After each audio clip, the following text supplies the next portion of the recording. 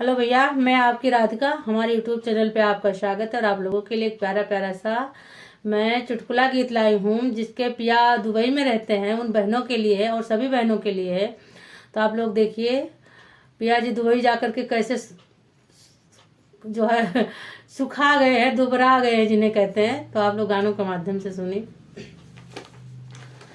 Dubai जाके मोर बाला मुआ दुबराई गईले, दुबई जाके मोर बाला मुआ दुबराई गईले, दुबई जाके मोर बाला मुआ दुबराई गईले, दुबई जाके मोर बाला मुआ दुबराई गईले।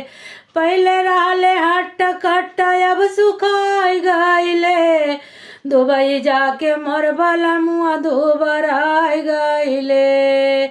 घरवा राते खाते काजू और बादाम हो, घरवा रही के खाते काजू और बादाम हो, देहिया कता निकाऊ मिले नया राम हो, देहिया कता निकाऊ मिले नया राम हो।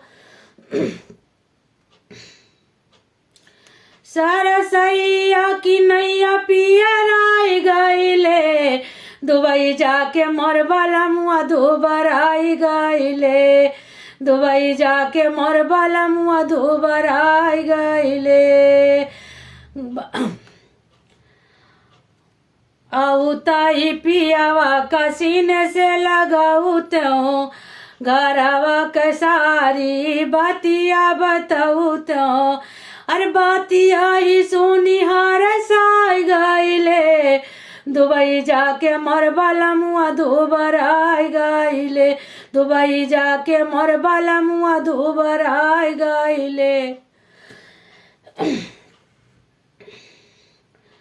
औतई बाला मुआ का गले से लगाऊ तो, औतई बाला मुआ का गले से लगाऊ तो, अपने ही हाथवा से खानावा खियाऊ तो, अरे खानावा ही खाई के हंसाई गईले, दुबई जाके मोर बाला मुआ दुबराई गईले, दुबई जाके मोर बाला मुआ दुबराई गईले।